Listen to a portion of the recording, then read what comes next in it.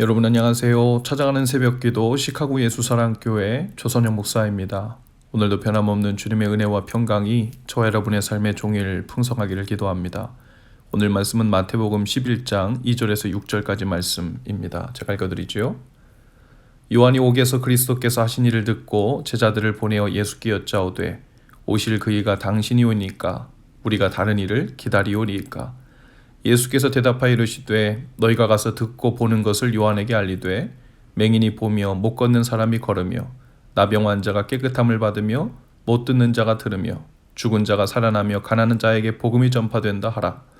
누구든지 나로 말미암아 실족하지 아니하는 자는 복이 있도다 하시니라. 아멘.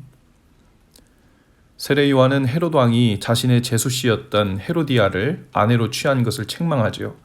그 일로 인해 요한은 감옥에 갇히고 맙니다. 요한이 옥에서 그리스도께서 하신 일을 들었어요. 그리고 예수님이 복음을 전하며 병을 고치고 죽은 자를 살렸다는 소식을 듣습니다. 요한은 분명 예수님이 세례를 받으러 그 앞으로 나올 때 예수님을 향해 보라 세상 죄를 지고 가는 하나님의 어린 양이로다 라고 말하면서 그분이 예언된 메시아라는 것을 확신하고 선포했죠. 그런데 그런 요한의 마음에 의심이 들기 시작한 겁니다. 아마도 자신이 생각했던 대로 예수님께서 움직여 주시지 않는다고 생각한 것 같아요. 요한은 메시아에 대해 말하기를 도끼가 이미 나무 뿌리에 놓여서 열매 맺지 않는 나무를 찍어 불에 던질 것이라고 했지요.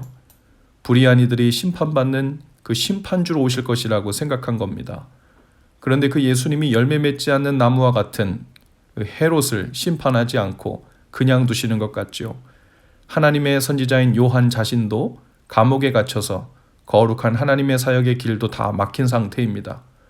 불의는 아직도 득세를 하고 로마 정부는 여전히 거룩한 하나님의 백성들을 괴롭히고 있죠. 그러자 요한은 제자들을 보내 다시 여쭙는 거예요. 오실 메시아가 당신 정말 맞습니까? 아니면 다른 사람을 기다려야 하나요? 그러자 예수님은 맞다. 내가 메시아니 의심하지 말라.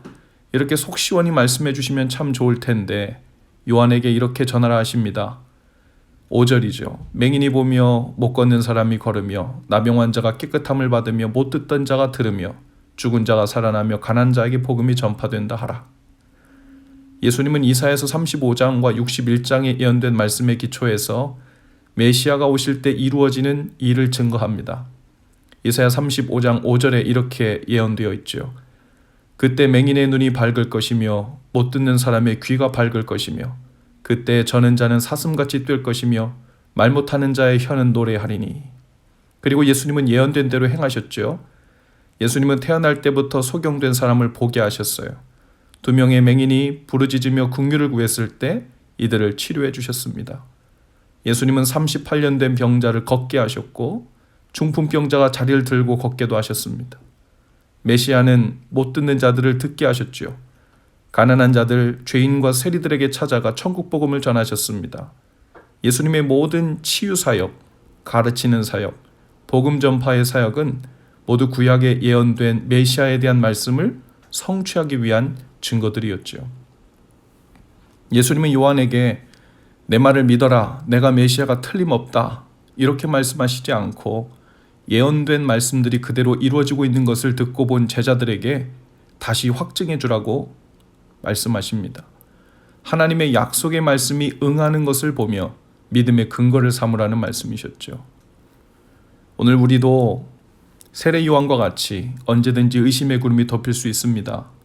마치 원치 않는 문제와 고난이 계속되고 하나님의 공의는 보이지 않고 세상에는 아직도 거짓말하고 악한 자들이 기세등등한 것처럼 보일 때 헤롯과 같이 자신의 입속만 챙기는 이들이 활개치는 세상으로 인해 하나님의 공의와 심판은 언제 임하는 것인가 하고 한숨이 나올 수 있죠. 거기에 내 삶은 마치 감옥에 갇힌 것처럼 답답한 심정이 계속될 수 있습니다. 우리도 처음 예수님을 영접하고 마음이 뜨거울 때는 마치 세례 요한처럼 확신하는 마음으로 그분이 나의 주님이고 왕이시며 하나님의 아들임을 고백했지만 우리의 삶이 고단해지고 어려움이 더해지고 여전히 꿈쩍하지 않는 것 같은 세상 앞에서 예수님 앞에 세례 요한처럼 묻고 싶을 수 있어요. 주님, 정말 저와 함께 하고 계신가요? 정말 저와 동행하시며 저를 사랑하시는 것이 맞나요? 어쩌면 오늘 우리도 요한처럼 예수님께 어떤 속 시원한 대답을 기대하고 있을지 모릅니다. 예수님이 환상 중이라도 아니면 꿈에라도 나타나셔서 네가 그렇게 궁금해하고 불안해하니 내가 직접 대답해 주려고 꿈에 나타났다. 내가 너와 함께하는 것 맞으니 걱정 말거라. 이렇게 말씀해 주시면 얼마나 좋을까 하고 생각할지 모릅니다. 그런데 주님은 제자들에게 말씀하셨듯 말씀에 뭐라고 기록되었는지 잘 보거라. 그 말씀이 성취되고 있는지를 보면서 내가 너와 함께 있다는 증거와 확신을 삼아라. 이렇게 말씀하시죠. 주님이 여전히 우리와 동행하시는지, 그분이 여전히 나를 사랑하고 계시고 보호하고 계시는 것이 맞는지, 모든 고난과 두려움 속에서도 평강을 주시는 분이 맞는지, 모든 절망 속에서도 다시 소망을 갖게 하시고 일으켜 주시는 분이 맞는지 말씀으로 돌아가면 알게 됩니다.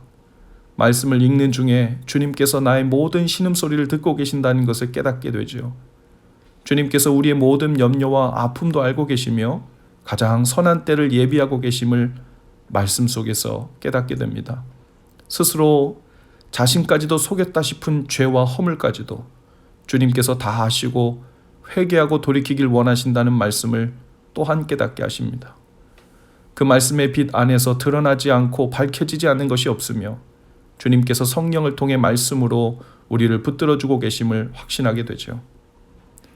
요한의 제자들은 직접 보고 들은 것을 가서 전했지만 우리는 그 예수님의 말씀은 언제든지 마음을 열고 귀를 기울이기만 하면 성령을 통해 들을 수 있고 깨달을 수 있습니다.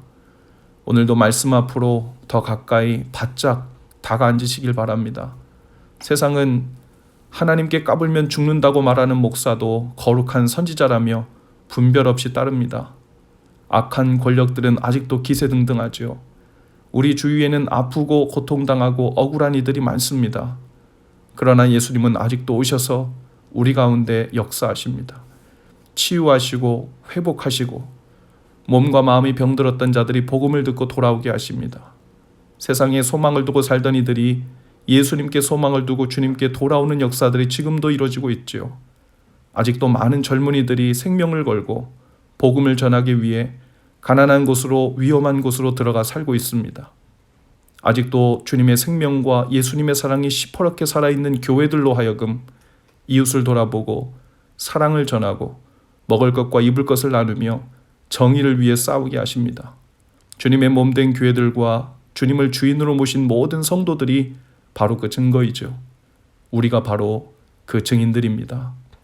오늘도 우리 안에 계신 주님께서 마음 주시고 인도하시는 대로 말하고 움직이며 순종하는 일을 통해 살아계신 주님에 대한 증거가 우리가 사는 도시로부터 시작하여 온 세계 열방까지 우리의 삶을 통해 드러날 수 있기를 주님의 이름으로 축복합니다. 그래서 주님은 우리를 살아계신 예수 그리스도의 증인으로 부르셨습니다. 기도합시다. 주님, 살아계신 주님을 삶으로 증거하는 증인으로 살기를 원합니다. 어디서 무엇을 하든 어떤 문제와 고난 속에 살고 있든 주님의 증인된 사명이 우리의 삶을 통해 드러나고 선포되도록 우리를 붙들어 주시고 말씀 안에 사로잡혀 이기고 승리하는 삶이 되게 하옵소서. 예수님 이름으로 기도합니다. 아멘. 여러분, 오늘도 예수 사랑으로 화이팅입니다. 내일 아침에 다시 찾아뵙지요.